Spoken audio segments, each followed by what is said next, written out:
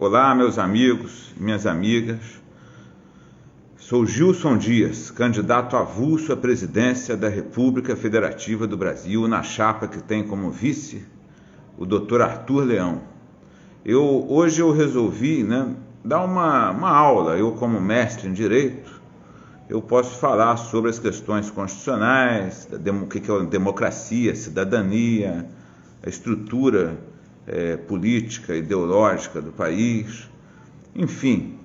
Então eu venho aqui para tentar dar uma aula de cidadania, tá? Explicar o que está acontecendo no Brasil para poder alertar o povo brasileiro nesse período eleitoral, né?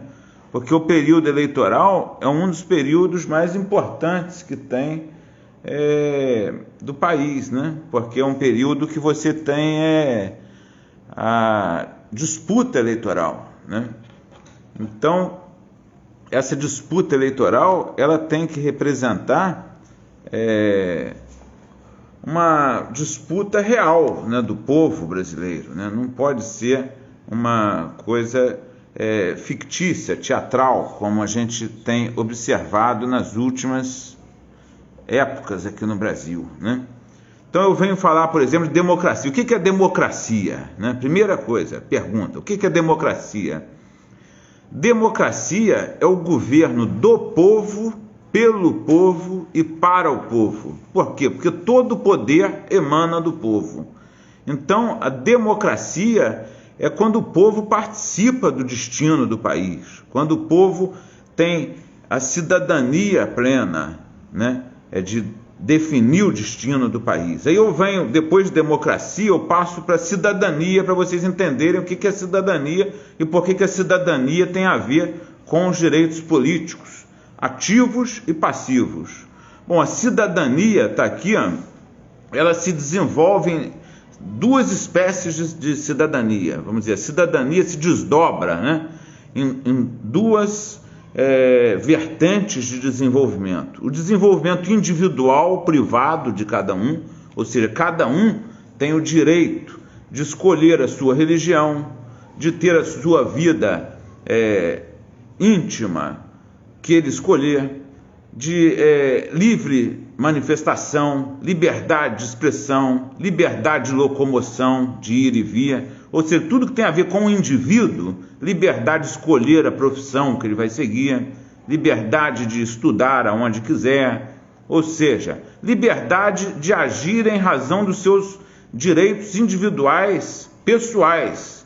Isso é a primeira vertente de cidadania. E a segunda vertente de cidadania é a interferência do indivíduo no destino público, ou seja, no destino do país. Então temos a participação nos destinos do país. O cidadão plenamente desenvolvido, ele participa do destino do seu país, da construção do espaço público da sociedade, do governo, do Estado, enfim, ele dá a sua participação ao destino público do país. E aqui no Brasil, a soberania, né, quando a gente fala essa parte da cidadania relativa à participação popular no destino do país, é chamada, né, conceitualmente, de soberania popular. Isso que é soberania popular, ou seja, cada indivíduo é soberano para participar da vida pública do país. Isso é soberania popular. E ele participa de duas formas: ou com o uso da sua capacidade eleitoral ativa, que é a capacidade de votar, de escolher quem será seus representantes no governo, no poder, ou então com o uso da sua capacidade eleitoral passiva, que é o direito de ser votado. Ou seja, todo cidadão que tem o exercício da soberania popular, ele tem capacidade plena eleitoral passiva, o direito de ser votado. E isso aí que está o problema aqui no Brasil, porque 35 partidos monopolizaram o acesso ao poder e querem fazer isso a todo custo. Isso aí viola a capacidade eleitoral passiva do povo brasileiro. Isso aí viola a soberania popular e viola, por consequência, evidentemente, a cidadania.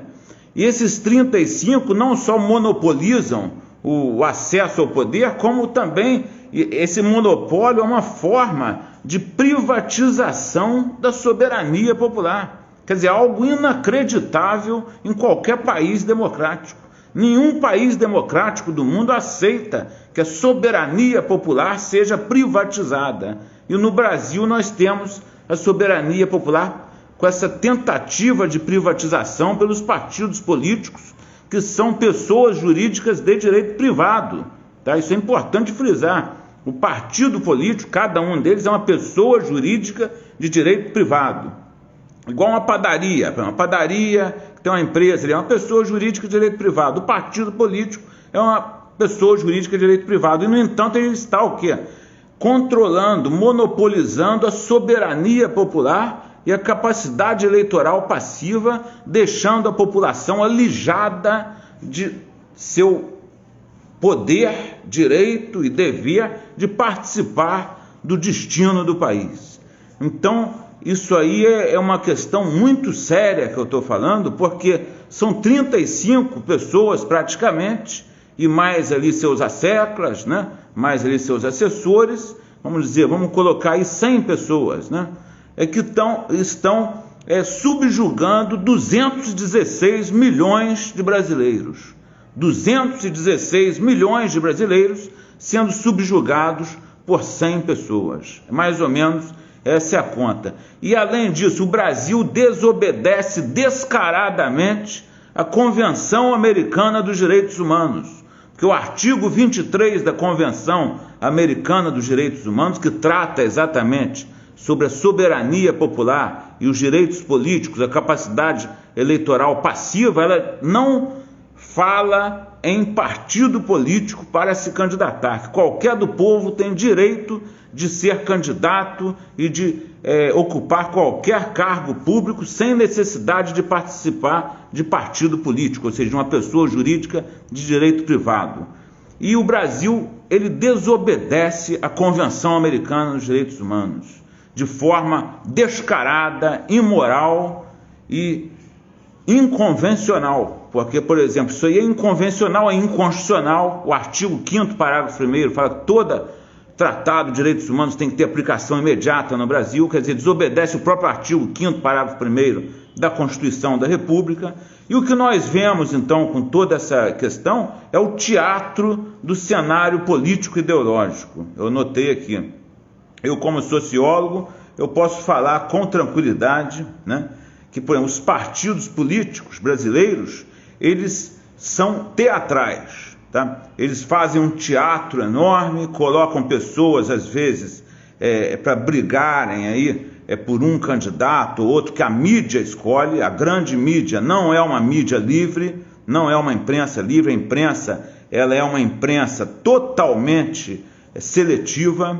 Tanto é que a minha candidatura à presidência da República foi a primeira a ser protocolizada no TSE, com protocolo, número, tudo certinho. Até hoje a imprensa se calou, não falou nada da minha pré-candidatura, da minha candidatura já. Por que ela não fala nada? Porque não tem interesse, porque eu não sou do grupo dos 100. Não sou do grupo dos 100 espoliadores da população brasileira. Então, a imprensa também, junto, né, desse cenário teatral, político, ideológico, aí fala que só tem 2 candidatos. Então, é essa que é a ideia deles. Tem 2 candidatos e algumas variantezinhas, né? Eu acho que aprenderam esse negócio de variante com as variantes dos vírus, né? Então, o que acontece? Tem 2 candidatos só, que a imprensa fala que um é de extrema direita, outro é de extrema esquerda e tal, e no final estão tudo junto. No final está tudo junto. A gente vê lá, agora vai ter lá um evento lá, os 2 estão lá quase que de mãos dadas lá. E o pessoal aí na rua, ignorante, porque isso é ignorância mesmo, um matando o outro por causa desses canalhas que ficam espoliando a população brasileira. Quer dizer, é muita ignorância. Por isso que eu venho aqui alertar, né? Não briguem por essas pessoas, porque essas pessoas não merecem o apoio de vocês.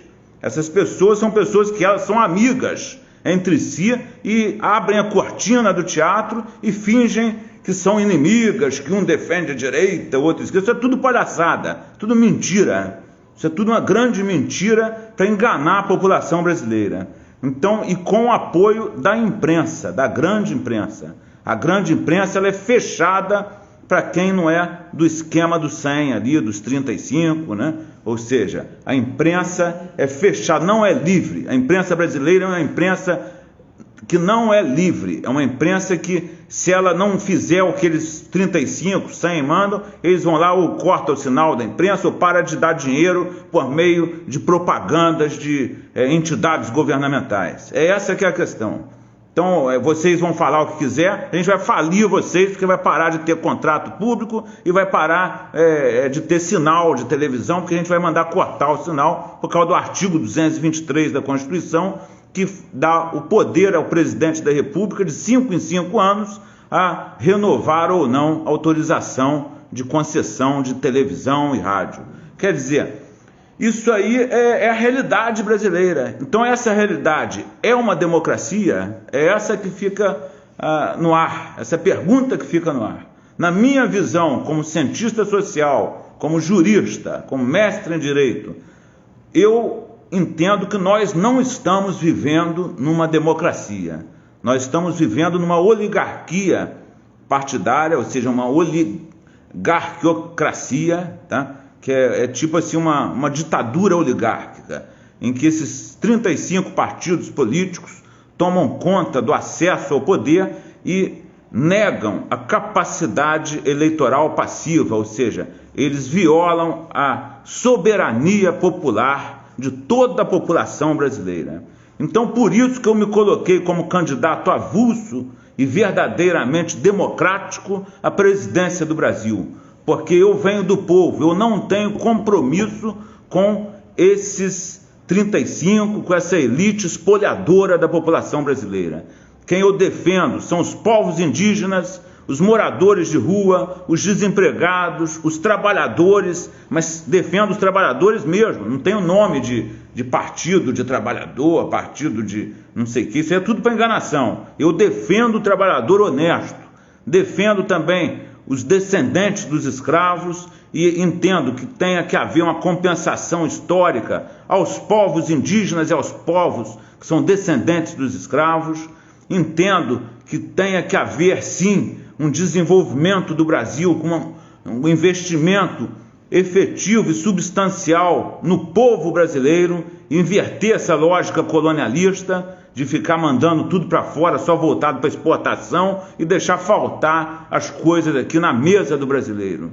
Então, isso que eu defendo. Eu sou democrata e coloquei minha candidatura avulsa lá e eles são obrigados a deferirem a minha candidatura avulsa, porque senão eles vão estar violando a Convenção Americana dos Direitos Humanos. Aí eu vou ser obrigado a fazer uma reclamação dos tribunais, de quem for a autoridade competente que decidir isso, a Corte Interamericana de Justiça, para fazer valer a Convenção Americana dos Direitos Humanos aqui no Brasil, principalmente o artigo 23, que trata da soberania popular, da capacidade eleitoral passiva, ou seja, do direito de ser votado. Então é isso, pessoal. Eu vim aqui falar com vocês isso. Acho que é meu dever cívico, né, de liberdade de expressão, de manifestação, e peço a todos que reflitam sobre essas palavras. Um forte abraço.